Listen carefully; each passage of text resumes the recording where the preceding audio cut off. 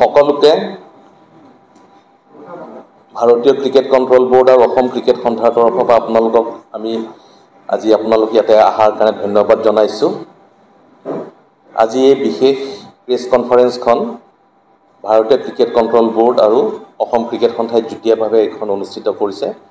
মই দেৱজিৎ শইকীয়া BCCIক ৰিপ্ৰেজেণ্ট কৰিছোঁ আৰু মোৰ লগত আছে ত্ৰিদীপ কোঁৱৰ, তেওঁ অসম ক্ৰিকেট সন্থাৰ সন্মানীয় সাধাৰণ সম্পাদক। আপোনালোকে সকলোৱে জানি সুখী হ'ব 30 ছেপ্টেম্বৰৰ পৰা 2 নৱেম্বৰলৈ ভাৰতত ICC উইমেন্স ৱৰ্ল্ড কাপ অনুষ্ঠিত হ'ব। এই টুৰ্ণামেণ্টখনত ভাৰতত আমি 4টা ভেন্যুত নিৰ্ধাৰিত কৰিছোঁ আৰু শ্ৰীলংকাত এটা ভেন্যু। মই অসম ক্ৰিকেট সন্থাৰ তৰফৰ পৰা ICCৰ চেয়াৰমেন শ্ৰী জয় শাহ ডাঙৰীয়াক ধন্যবাদ জনাইছোঁ। তেখেতৰ নেতৃত্বত ICCয়ে গুৱাহাটীত 5খন খেল অনুষ্ঠিত কৰিবলৈ লগতে উদ্বোধনী অনুষ্ঠানটো অৰ্থাৎ দ্য অপেনিং চেৰিমনি এই 2টা অনুষ্ঠিত কৰিবলৈ সন্মতি প্ৰকাশ কৰিলে আৰু ইয়াৰ ফলত গুৱাহাটীত প্ৰথমবাৰৰ বাবে ICC ৱৰ্ল্ড কাপৰ মূল পৰ্যায়ৰ খেল অনুষ্ঠিত হ'ব। অৰ্থাৎ বিশ্বৰ যিটো ৱৰ্ল্ড কাপৰ মানচিত্ৰ আছে, অসমে পোনপ্ৰথমবাৰৰ বাবে গুৱাহাটীত এছিয়া ক্ৰিকেট ষ্টেডিয়াম বৰ্ষাপাৰাত অনুষ্ঠিত কৰিবলৈ গৈ আছে 30 ছেপ্টেম্বৰত। আৰু ইয়াৰ ফলত অসম তথা নৰ্থ ইষ্টৰ কাৰণে এটা ক্ৰিকেটৰ স্পেক্ট্ৰামত এটা ষ্টেপ ওপৰলৈ আমি আগবাঢ়ি যোৱাত সুবিধা হ'ল। আৰু তাৰ কাৰণে মই BCCI তথা অসম ক্ৰিকেট সন্থাৰ তৰফৰ পৰা ICCৰ চেয়াৰমেন জয় শাহ ডাঙৰীয়াক আমি ধন্যবাদ জনাইছোঁ, কৃতজ্ঞতা জনাইছোঁ। তেখেতে নৰ্থ ইষ্টত ক্ৰিকেট ডেভেলপমেণ্টৰ কাৰণে যথেষ্ট কাম কৰি আছে আৰু তাৰে এটা এডিশ্যনেল ৱৰ্ক এই ICC ৱৰ্ল্ড কাপখন আমাক ইয়াতে অনুষ্ঠিত কৰিবলৈ পাৰ্মিশ্যন দিয়াৰ কাৰণে। আৰু এই যিটো ডিচিশ্যন হৈছিলে গুৱাহাটীত ৱৰ্ল্ড কাপৰ মেটছ অনুষ্ঠিত হ'ব, সেই ডিচিশ্যনটো জিম্বাবুৱেত এপ্ৰিল মাহত ICCৰ কনফাৰেন্সত লোৱা হৈছিলে, য'ত সৌভাগ্যক্ৰমে ময়ো উপস্থিত আছিলোঁ।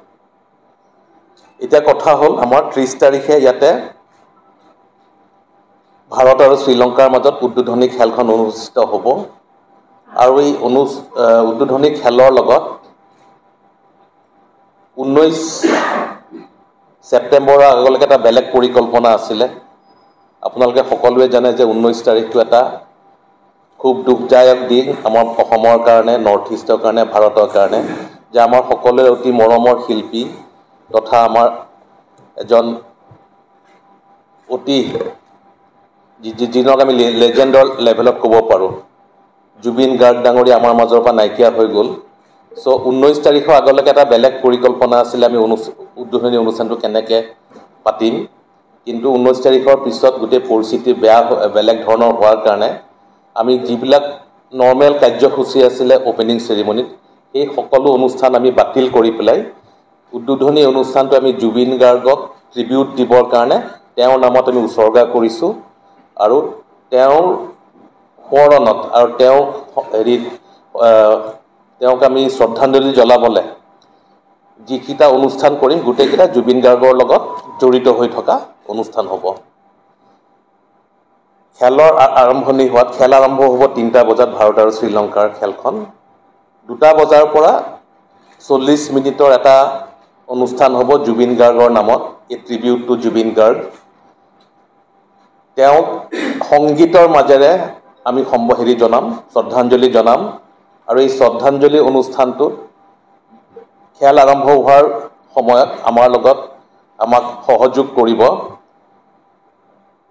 ভাৰতৰ এজন খুব বিখ্যাত গায়ক, আমাৰ অসমৰে সন্তান অংগৰাগ পাপন মহন্ত। তেওঁ শ্ৰদ্ধাঞ্জলি জনাব গানৰ মাজেৰে জুবিন গাৰ্গক। জয় বৰুৱা আন এজন আমাৰ অসমৰে সন্তান, বম্বেত খুব ভালকৈ প্ৰতিষ্ঠিত হোৱা, তেওঁ গানৰ মাজেৰে জুবিন গাৰ্গক শ্ৰদ্ধাঞ্জলি জনাব। তাৰ লগতে আমাৰ নৰ্থ ইষ্টৰ এটা খুব ভাল ডাঙৰ বেণ্ড আছে, যিটো বেণ্ডে যেতিয়া USA প্ৰেচিডেণ্ট তেওঁলোকৰ আগতো তেওঁলোকৰ অনুষ্ঠান প্ৰদৰ্শন কৰে। ভাৰতৰ যিকোনো আগশাৰীৰ অনুষ্ঠান হ'লে সেই বেণ্ডটোক মাতি লৈ যায়। আপোনালোকে সকলোৱে জানে, অতি popular band Shillong Chamber of Choir. So তেওঁলোকেও জুবিন গাৰ্গক শ্ৰদ্ধাঞ্জলি জনাব তেওঁলোকৰ সংগীতৰ মাজেৰে so before the match Zubeen গাৰ্গক সম্বৰ্ধনা জনাব শ্ৰদ্ধাঞ্জলি জনাব অংগৰাগ পাপন মহন্ত জয় বড়ো আৰু শ্বিলং চেম্বাৰ্ছ অফ কয়াৰ্ছে তেওঁলোকৰ গীতৰ মাজেৰে হেৰি কৰিব আৰু তাৰ লগত যিখিনি অনুষ্ঠান হ'ব এই অনুষ্ঠানৰ ধৰি লওক নেশ্যনেল এন্থেমখিনি থাকিব বিফোৰ দ্য মেচ শ্ৰীলংকাৰ নেশ্যনেল এন্থেম থাকিব আৰু ভাৰতৰ নেশ্যনেল এন্থেম থাকিব য'ত শ্ৰেয়া ঘোষালে ভাৰতীয় নেশ্যনেল এন্থেমটো প্ৰদৰ্শন কৰিব আৰু যেতিয়া ইনিংছটো শেষ হ'ব ফাৰ্ষ্ট ইনিংছটো মিড ইনিংছত যিটো আধা ঘণ্টাৰ হেৰি থাকে ব্ৰেক থাকে সেই মিড ইনিংছত শ্ৰেয়া ঘোষালে আমাৰ যিটো ৱৰ্ল্ড কাপৰ থিম ছং সেইটো প্ৰদৰ্শন কৰিব আৰু তাৰ লগত তেওঁ জুবিন গাৰ্গক উৎসৰ্গা কৰি জুবিন গাৰ্গৰ নামত দুই এটা সংগীত প্ৰদৰ্শন কৰিব খুব লিমিটেড সময় হ'ব তেওঁ 12 মিনিটৰ অনুষ্ঠান থাকিব তাতে ICC ৱৰ্ল্ড কাপৰ থিম ছংটো থাকিব আৰু জুবিন গাৰ্গক তেওঁ শ্ৰদ্ধাঞ্জলি জনাবলৈ জুবিন গাৰ্গৰ দুই এটা গান পৰিৱেশন কৰিব সো এই কামখিনি আমি কৰিব খুজিছোঁ জুবিন গাৰ্গৰ সোঁৱৰণত তেওঁ অসমৰ তথা গোটেই নৰ্থ ইষ্টৰ তৰফৰ পৰা তেওঁক আমি শ্ৰদ্ধাঞ্জলি জনাম এখন বিশ্ব দৰবাৰত এই যিখন প্লেটফৰ্ম এইখন প্লেটফৰ্ম ICCৰ প্লেটফৰ্ম এইখন এখন ইণ্টাৰনেশ্যনেল প্লেটফৰ্মত আমি জুবিন গাৰ্গক আমাৰ ফালৰ পৰা ক্ৰিকেটৰ ফেটাৰ্নিটিৰ ফালৰ পৰা যিখিনি কৰিব পৰা মেক্সিমাম থাকে আমি সেইখিনি কৰিবলৈ ওলাইছোঁ সো সকলোৰে সহযোগ বিচাৰিম আৰু এই অনুষ্ঠানটোত যিটো জুবিন গাৰ্গৰ শ্ৰদ্ধাঞ্জলি অনুষ্ঠান হ'ব আমি যেতিয়া আমাৰ ষ্টেডিয়ামলৈ সোমাই আহে বাহিৰত ডাঙৰ ডাঙৰ ডিছপ্লে থাকিব জুবিন গাৰ্গৰ সংগীত বাজি থাকিব লাইভ পাৰফৰ্মেঞ্চ যিবিলাক জুবিন গাৰ্গৰ ৰেকৰ্ডেড আছে সেইবোৰ আমাৰ LED স্ক্ৰীণত বাজি থাকিব তেওঁ প্ৰতিচ্ছবি থাকিব আৰু তাতে আমি ফ্ল'ৰেল অৰ্থাৎ পুষ্পাঞ্জলি যেনেকৈ কৰিব লাগে ৰেড দি পেলাই মল্য অৰ্পণ যিখিনি কৰিব লাগে শ্ৰদ্ধাঞ্জলি তেনেকুৱা সুবিধাও কৰিব যিসকল দৰ্শকে জুবিন গাৰ্গক তেওঁলোকৰ শ্ৰদ্ধাঞ্জলি দিব খুজিব তেওঁলোকে ষ্টেডিয়ামলৈ সোমাই আহোঁতে ডেজিগনেটেড দুটা জাগা থাকিব তাতে সেইখিনি তেওঁলোকে কৰিব পাৰিব আৰু জুবিন গাৰ্গৰ গান জুবিন গাৰ্গৰ প্ৰদৰ্শন তেওঁৰ লাইভ পাৰফৰ্মেঞ্চ আমাৰ লাইভ স্ক্ৰীণত বিগ স্ক্ৰীণত সেই খেলৰ দিনাখন বাজি থাকিব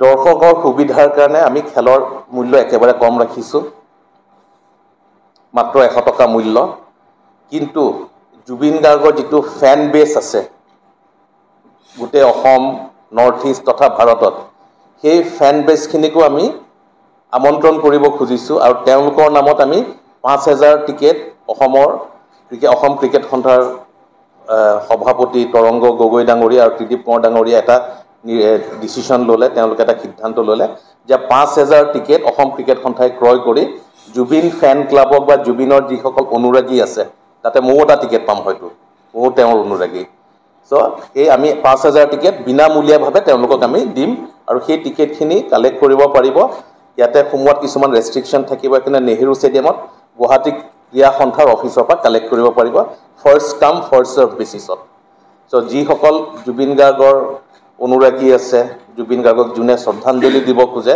তেওঁলোকে সোমবাৰ অৰ্থাৎ 29 তাৰিখে পুৱা 10 বজাত গৈ গুৱাহাটী ক্ৰীড়া সন্থাৰ অফিচৰ পৰা তেওঁলোকৰ টিকেটখিনি সংগ্ৰহ কৰিব পাৰিব যাতে তেওঁলোকে কোনো অসুবিধা নোহোৱাকৈ 30 ছেপ্টেম্বৰত আহি পেলাই ইয়াতে খেলখনো উপভোগ কৰিব পাৰিব জুবিন গাৰ্গৰ নামত যিখিনি শ্ৰদ্ধাঞ্জলি অনুষ্ঠান হ'ব তাতে তেওঁলোকে পাৰ্টিচিপেট কৰিব পাৰিব আৰু শ্ৰদ্ধাঞ্জলি দিয়াৰ ব্যৱস্থাও থাকিব সো আমি তেওঁলোকক যিসকলে আহিব খোজে তেওঁলোকক অনুৰোধ কৰিছোঁ তেওঁলোকে যদি অনুষ্ঠানটোত আহি পেলাই ইয়াতে পাৰ্টিচিপেট কৰিব খোজে এইটো উপভোগ কৰা বুলি মই নকওঁ উপভোগ কৰিব নহয় এটা দুখৰ দিনতো যিহেতু এই ইণ্টাৰনেশ্যনেল টুৰ্ণামেণ্টখন বহুত দিন আগত ফিক্স কৰা আছে আমি ডেট চেঞ্জ কৰা পৰিৱেশো নাই ভেনু চেঞ্জ কৰাৰো পৰিৱেশ নাই খেলখন যিহেতু পাতিব লাগিব খুদা আমি এটা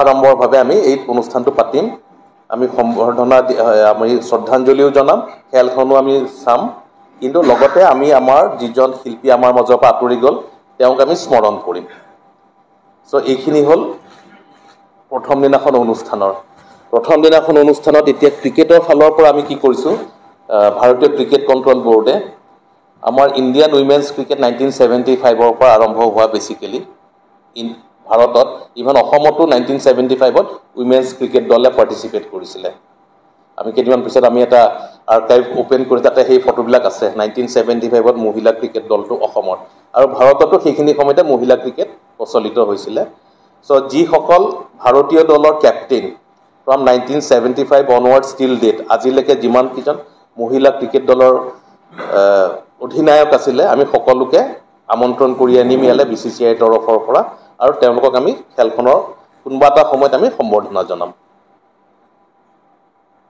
উদ্বোধনী খেলখনত আইচিচিৰ চেয়াৰমেন জয় শাহ ডাঙৰীয়া তেখেত নিজে উপস্থিত থাকিব পৰহিলে ভাৰতীয় ক্ৰিকেট কণ্ট্ৰল বৰ্ডৰ নতুন এপেক্স কাউন্সিল গঠন হ'ব সমূহ সদস্য ইয়াতে উপস্থিত থাকিব তাৰ বাহিৰে আমি বিশেষ কাকো মাতিব খোজা নাই কাৰণ আজিৰ পৰিৱেশটো ইমান ভাল নহয় জুবিন গাৰ্গ প্ৰয়াত হোৱাৰ পিছৰ পৰা খুব ডাঙৰ যে আমি এটা সেলিব্ৰেশন বা এটা খুব এটা ডাঙৰ মেলা জাতীয় আমি কাৰ্যসূচী কৰিব খোজা নাই পুৰা যিসকল অফিচিয়েল জয় শাহ ডাঙৰীয়া আইচিচিৰ চেয়াৰপাৰ্সন তেখেত আহিব বিচিচিআই গোটেই নতুন এপেক্স কাউন্সিল পৰহিলে যিটো ইলেক্ট হ'ব এই গোটেই বডিটো আহিব অসম ক্ৰিকেট সন্থা তথা অসমৰ বিভিন্ন ডিষ্ট্ৰিক্টৰ সভাপতি সম্পাদক লগতে মেম্বাৰসকল আহি খেলখন উপভোগ কৰিব আৰু ইয়াৰ লগত আমি গুৱাহাটীত যিখিনি অফিচিয়েল মানুহ আছে তেওঁলোকক আমি নিমন্ত্ৰণ কৰিম আপোনালোক আমাৰ জাৰ্নেলিষ্ট বন্ধুসকল উপস্থিত থাকিব তেনেকৈ আমি কৰিব খুজিছোঁ আৰু গোটেই অনুষ্ঠানটো যাতে অনাৰম্ভৰ বাবে জুবিন গাৰ্গৰ নামত আমি পাতিব খুজিছোঁ প্ৰথম দিনাখনৰ খেলত তাৰপিছত আমাৰ খেল থাকিব গুৱাহাটীত মুঠতে 5খন খেল অনুষ্ঠিত হ'ব 3 তাৰিখে ভাৰত আৰু শ্ৰীলংকা 30 তাৰিখে ভাৰত আৰু শ্ৰীলংকা 30 ছেপ্টেম্বৰত 3 অক্টোবৰত অনুষ্ঠিত হ'ব ইংলেণ্ড আৰু সাউথ আফ্ৰিকা 7 অক্টোবৰত অনুষ্ঠিত হ'ব ইংলেণ্ড আৰু বাংলাদেশ 10 অক্টোবৰত অনুষ্ঠিত হ'ব নিউজিলেণ্ড আৰু বাংলাদেশ এই 4খন খেল হোৱাটো খাটাং কনফাৰ্ম এতিয়া 5 নম্বৰ খেলখন ফাৰ্ষ্ট সেমিফাইনেল যদি পাকিস্তান দলটো সেমিফাইনেল নাপায় তেতিয়াহ'লে গুৱাহাটীত প্ৰথমখন সেমিফাইনেল অনুষ্ঠিত হ'ব 29 অক্টোবৰত সো এইখিনি আমাৰ খেলৰ সম্পৰ্কত আৰু আজিলৈকে আমাৰ প্ৰথম খেলখনত এতিয়ালৈকে অসম ক্ৰিকেট সন্থাই জনোৱা মতে থ্ৰু বুক মাই শ্ব' টিকেটখিনি পাব্লিকৰ মাজত কৰা বেচাৰ কাৰণে ব্যৱস্থা কৰা হৈছে আজিলৈকে প্ৰায় 12,000 টিকেট অলৰেডি সেল হৈ গ'ল তাৰ উপৰি আমাৰ যিখিনি কমপ্লিমেণ্টাৰী ডিষ্ট্ৰিক্ট এইবিলাক মিলাই প্ৰায় 20-25,000 টিকেট অলৰেডি গুচি গৈছে সো খুব লিমিটেড টিকেট বাকী আছে তাৰ ভিতৰত আমি 5,000 টিকেট অসম ক্ৰিকেট সন্থাই নিজাববীয়াকৈ সেইখিনি কিনি লৈ পেলাই জুবিন ফেনক আগবঢ়াবলৈ গৈ আছে তো মই ভাবোঁ যে সকলোৱে আহক অসমত এটা নতুন ধাৰা আৰম্ভ হ'বলৈ গৈ আছে বিশ্বকাপ ক্ৰিকেটৰ এইটো আৰম্ভ হ'ল উইমেন্স ক্ৰিকেট ভৱিষ্যতে হয়তো আমি আৰু ভাল ভাল আইচিচিৰ মাৰ্কি টুৰ্ণামেণ্ট এটা আনিব পাৰিম সকলোৰে সহযোগিতা লাগিব সকলোৰে উপস্থিতি লাগিব আৰু সকলোৰে আমি আগবঢ়াই যোৱাত অনুপ্ৰেৰণা আৰু সাহস দিব বুলি আমি আশা কৰিছোঁ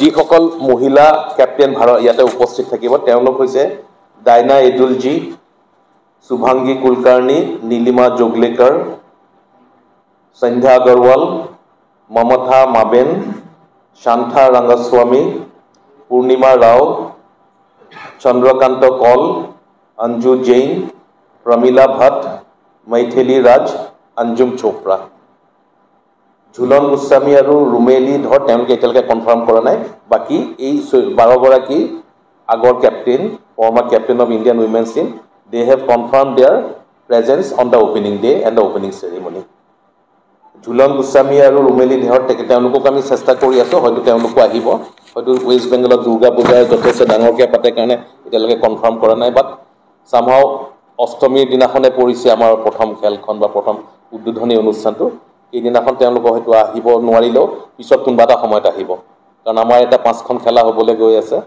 সো সকলোৰে উপস্থিতি কোনোবা না কোনোবা সময়ত থাকিব তাৰ উপৰি আমাৰ মহিলা ভাৰতৰ হল অফ ফেমত যোৱা এগৰাকী আছে নিতু দ্ৰাভিড তেওঁ কিছুদিন আগলৈকে চেয়াৰমেন আছিলে উইমেন সিলেকশ্যন কমিটি তেখেতো উপস্থিত থাকিব সো এইখিনিয়ে বিশেষ ক'বলগীয়া। আপোনালোকৰ ফালৰ পৰা যে কিবা প্ৰশ্ন আছে সুধিব পাৰে। 3টা বজাৰ পৰা অনুষ্ঠিত হ'ব এইবিলাক 50 অভাৰ মেচ। চ' আপুনি ধৰক যে 9টা 9:30 বজালৈকে খেলবিলাক অনুষ্ঠিত হ'ব। টিমখিনি বিভিন্ন 4টা টিম একেলগে থাকিব। কিছুমান 29ত আহিব, কিছুমান 27ত আহিব। তেওঁলোকৰ প্ৰেক্টিচ ছেশ্যনো আছে। সেইখিনি অসম ক্ৰিকেট সন্থাই আপোনালোকক জনাই দিব টিম অহাৰ হেৰিটো। কিন্তু প্ৰেক্টিচ ছেশ্যনছবিলাক মই কৈ দিছোঁ আপোনালোকক। প্ৰেক্টিচ ছেশ্যনছবোৰ থাকিব আপোনাৰ 29 তাৰিখত শ্ৰীলংকা আৰু ভাৰতীয় দলে ইয়াতে প্ৰেক্টিচ কৰিব। 30 তাৰিখে ইয়াতে মেচ হ'ব। কিন্তু 30 তাৰিখে ইংলেণ্ড আৰু চাউথ আফ্ৰিকাই ফুলুঙত যিটো আছাম ক্ৰিকেট এছ'চিয়েশ্যনৰ ক্ৰিকেট একাডেমি আছে, 30 তাৰিখে ইংলেণ্ড আৰু চাউথ আফ্ৰিকা দিনৰ 2টা বজাৰ পৰা সন্ধিয়া 9টা বজালৈকে তাতে প্ৰেক্টিচ কৰিব। 3 ঘণ্টা। তাৰপিছত বাকী টিমবিলাকে 1 তাৰিখে চাউথ আফ্ৰিকা ইংলেণ্ডে প্ৰেক্টিচ কৰিব। তেনেকৈ চলি থাকিব প্ৰেক্টিচ। মাল্টি টিমছ থাকিব, কেইবাটাও দল থাকিব, বিভিন্ন সময়ত প্ৰেক্টিচ কৰিব। আৰু প্ৰত্যেকটো টিমৰ একজেক্ট লজিষ্টিক্সটো আমাৰ তালৈ এতিয়ালৈকে অহা নাই। কিন্তু প্ৰত্যেকে 30 তাৰিখৰ আগত 27 তাৰিখ 28 তাৰিখে টিমবিলাক আহি ইয়াতে এছেম্বল হ'ব। There are 2 practice venues because on 30th, 2 teams wanted to go for practice. One is the England team, the other one is South Africa. So we have to give a venue because nobody will be allowed to do practice when the tournament will be going on. The match will be going on. We have practice areas outside, but still it is not permitted because that area comes under the PMOA, Players and Match Officials area. So there is no possibility of having. So we have alternate practice areas in Khulung, North Guwahati.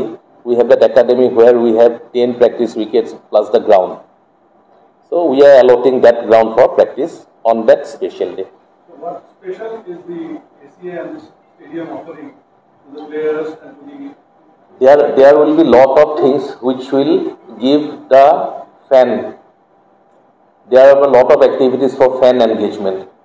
But as you know, because of the sudden demise of our very beloved singer and cultural icon, Jubin Garg, so we have to cut down certain things. But lot of fan engagement activities will be here. Once you enter, we have engaged one agency, they are doing it. So it will not be at the highest peak on that particular day on 30th because it will be a very solemn organized day on that day. It is not a day for celebrations, but we have to organize this match. That is the opening day, and these are international events. You cannot tinker with the date and the time. That is why we are holding it. Otherwise, we would have loved to shift it to some other days or maybe 1 week later.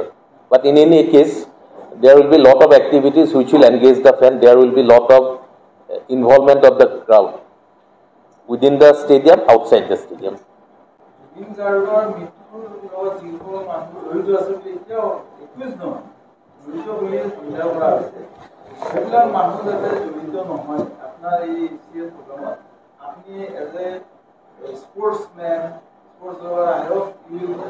Whatever name is floating in the media, we will not allow anybody to enter into this stadium who are slightly also involved or there is a whisper that their involvement is there. That kind of person will not be allowed because Jubin was regularly with us. Maybe had he been alive, he would have been a part of the opening ceremony because he is one of the main icon of our region. So when Jubin, had he been alive on 30th of September, he would have been performing. As Papon is performing, Joy Borua is performing, Shillong Koyar is performing, Jubin is the tallest star in our region.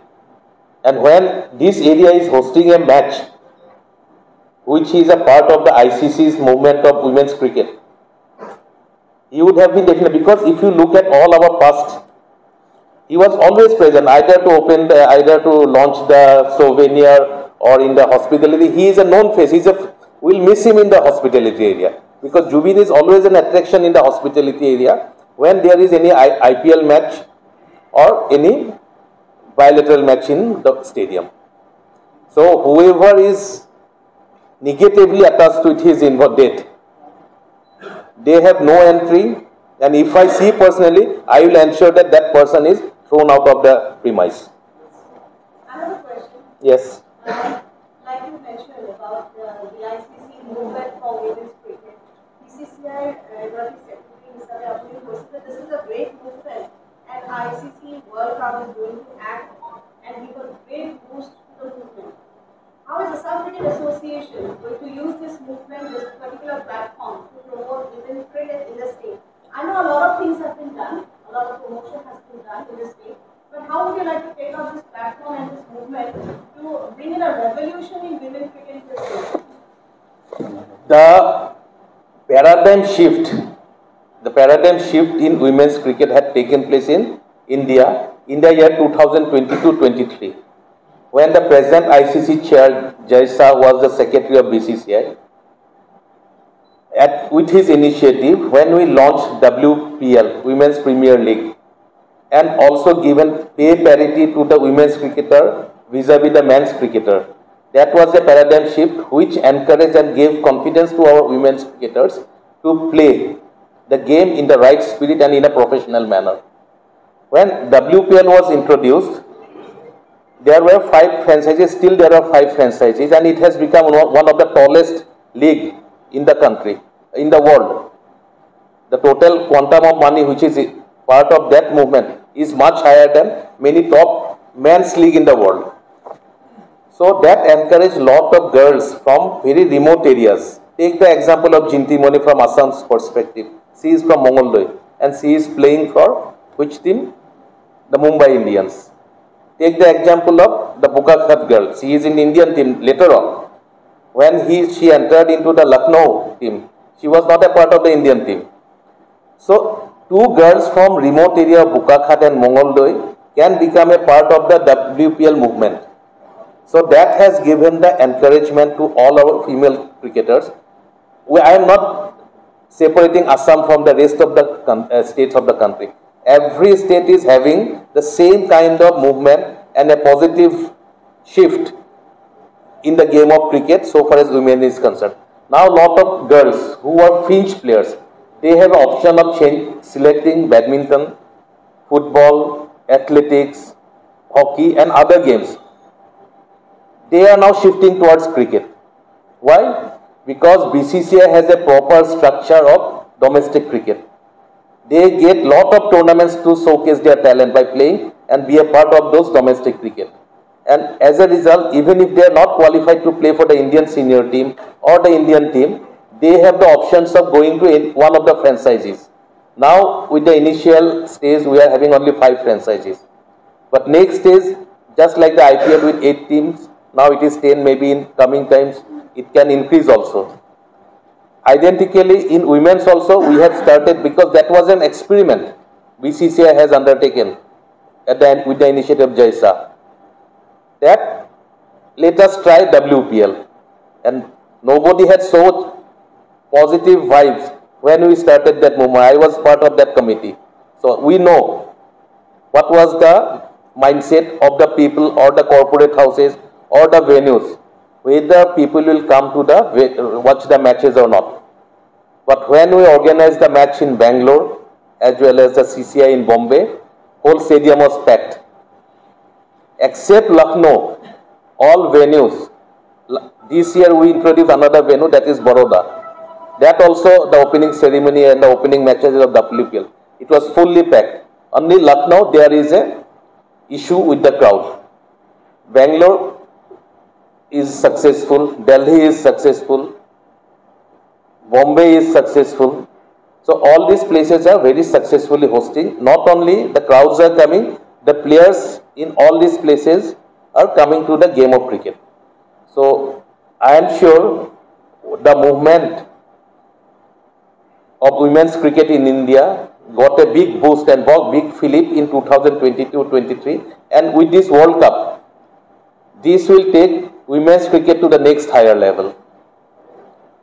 So I am very sure, very optimistic, very positive that this kind of tournaments will encourage and give exposure not only to the players but also to the other stakeholders like the guardians.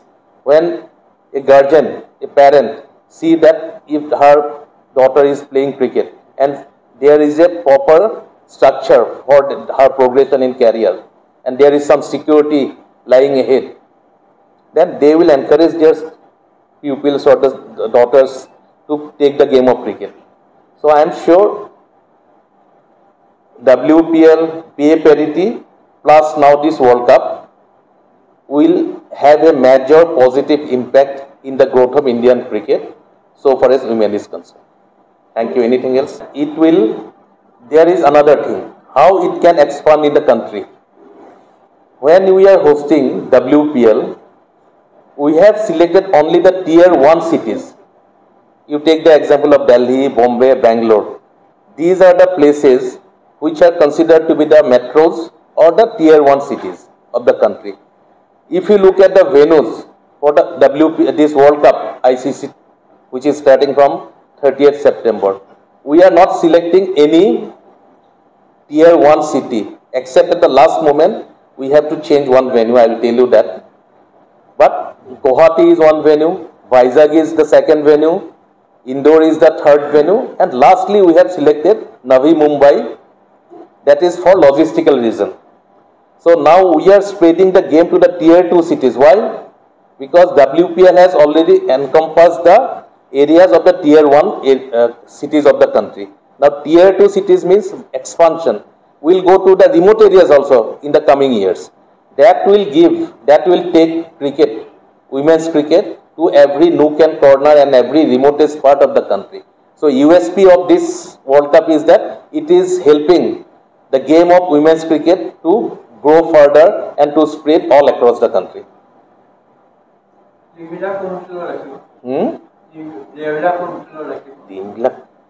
কেইবাখনো আমাৰ এতিয়াতো আপোনাৰ বহুত option আছে ন গুৱাহাটীত এটা 7খন 8খন 5 star hotel আছে তো আপুনি কোনটো টিমৰ বিষয়ে জানিব খুজিছে ইন্ডিয়া টিম হয় এডিশনত থাকিব নহলে তাজত থাকিব হা ইন্ডিয়ান টিমৰ প্ৰিপাৰেচন yes Indian টিমৰ প্ৰিপাৰেচনটা আমি এনেকে কৰিলো ৰিসেন্টলি যদি আপুনি চাই ইন্ডিয়ান টিমটোৱে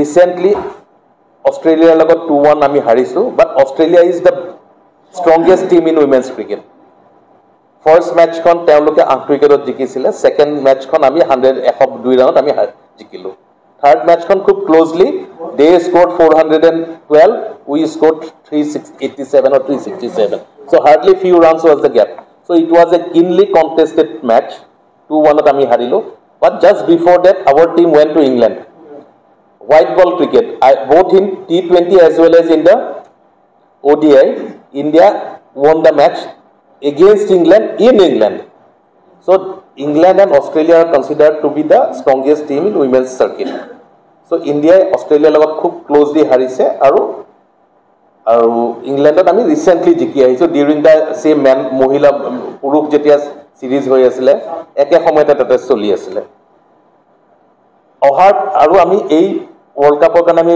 আজি সমাহবা প্ল্যানিং কৰিছো we have selected 30 players and we have placed them in COE Center of Excellence in Bangalore we have sent 3-4 teams India to খেলাই আছো India under 23 আৰু তাৰপিছত আমাৰ ইমাৰ্জিং টিম এই টিমবিলাক আমি অষ্ট্ৰেলিয়া পঠাইছো অষ্ট্ৰেলিয়াক মাতিছো আমাৰ উমা চেত্ৰী আন্ডাৰ 23 টিমতো যায় ইমাৰ্জিংতো যায় সিনিয়ৰতো খেলি আছে অসমৰ ফালৰ পৰা কিন্তু বাকি প্লেয়াৰখিনিক আমি এই 30 জনক আমি আইডেন্টিফাই কৰি we are constantly monitoring them under our head coach Amol Muzumdar and other supporting staff তো তেওঁলোকক আমি খুব ক্লোজলি উই আৰ ওয়াচিং 2-3 গৰাকীৰ ইনজুৰি হৈছিলে they are back into the system তেওঁলোকক আমি ট্ৰাই কৰি আছো giving the match exposure and one of the request came to me that they have never played in Vizag গুৱাহাটীত খেলি গৈছে সবেই খেলা but Vizag they have not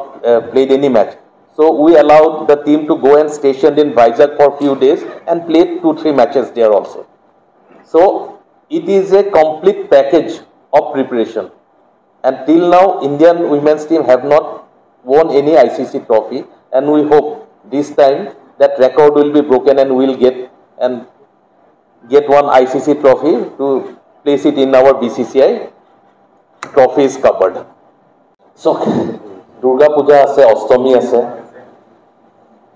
যি সকল মৌ ভক্ত দুৰ্গা মা আমি সকলোৱে ভক্ত অঞ্জলি লম গোটেই সময়খিনিতো আমি পেণ্ডেলত নাথাকোঁ চ' সেইদিনাখন এটা ইনফেক্ট মই যদি কওঁ যদি আমাৰ মাজৰ পৰা জুবিন গাৰ্গ নেহেৰালে হয় one of my discussion with the ICC team was that we can have a big pandal in our area ভিতৰত দুৰ্গা পূজা নকৰিলেও কাৰণ পূজা কৰিলে ত্ৰিদীপ কোঁৱৰে প্ৰত্যেক বছৰে পাতিব লাগিব এইটো এটা খুব দুৰ্গা গোসানীৰ লগত আমি কোনো ধেমালি কৰিব নোৱাৰোঁ there are lot of rituals বহুত আছে একবাৰ পাতিলে তিনিবাৰ পাতিব লাগিব তাৰপিছত বহুত ধৰণৰ কথা অন্য পূজাৰ নিচিনা কেজুৱেলি একো কৰিব নোৱাৰি চ' আমি এটা দুৰ্গা গোসানী মানে পেণ্ডেল এটা কৰিলোঁ হয় just to give a feel but in any case আমি দুৰ্গা পূজাৰ সময়ত মেলালৈ নাযাওঁ নেকি আগতে জজফিল্ড নিউ ফিল্ড এইবিলাকত মেলা হৈছিল দুৰ্গা পূজাত নহ'লে চিনেমা হলত গৈছিলোঁ so' will change the address from the cinema hall and the mela places to Barsapara cricket stadium so' আমি তেনেকৈ হেৰি ভাবি থৈছিলোঁ but now the situation is different we are not having anything which will have a carnival atmosphere we are restricting it There will be no carnival atmosphere in Barsapara, but there will be a lot of activities with part of the tribute to Jubin Garg. My question is security arrangement. Those things are routine. We have regularly hosting lot of bilateral matches, IPL matches. Already 2 rounds of meetings have taken place. One with the chief secretary level, and yesterday also the DGP, ADGP level. And there is a designated police officer interested here. Akhilesh Singh, he will be overall in charge of the whole area, and from our side one of our ex-officials Porikshit Datta, he is coordinating, and whole team of SCA as well as the police department including the commissioner of police, our very close friend Partha Sarathi Mohanta, they are taking good care of it, and I am sure everything so far as law and order situation number 1, number 2 the access areas, the PWD is working day in and day night so that some problem can be sorted out in the construction area of the flyover. It will take another 6 months for that project to be over, but there are some areas while going back you will see that lot of paving work is going on now, so we hope by 29th all the things will be in proper place. Cleaning area is going on. We have some measures to check the mosquitoes or the reptiles etc. You know the background also. So we are taking good care of everything. We will leave no stone unturned to make it a successful event, although in a sad atmosphere.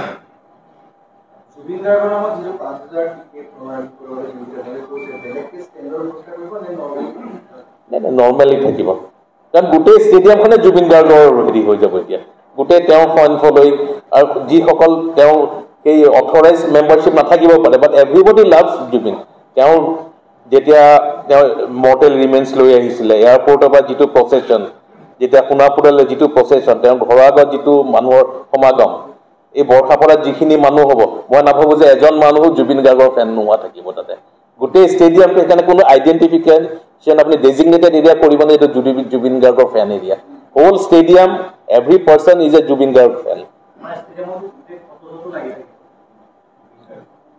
এইবিলাক আপুনি একদম চিন্তা নকৰিব সব আজিকালি এইবিলাক digital system বেলেগ বেলেগ ফটো থাকিব বেলেগ বেলেগ তাতে কথা লিখা থাকিব যিবিলাক MC থাকিব তেওঁলোকে নামবিলাক ক'ব so' it will be a very professional done thing so' এইটোত মানে আমি যেনেকৈ সদায় কৰি থাকোঁ তাতকৈ অলপ ওপৰত আমি কৰিবলৈ চেষ্টা কৰিম আপোনালোকে সকলোৱে ভাল পাব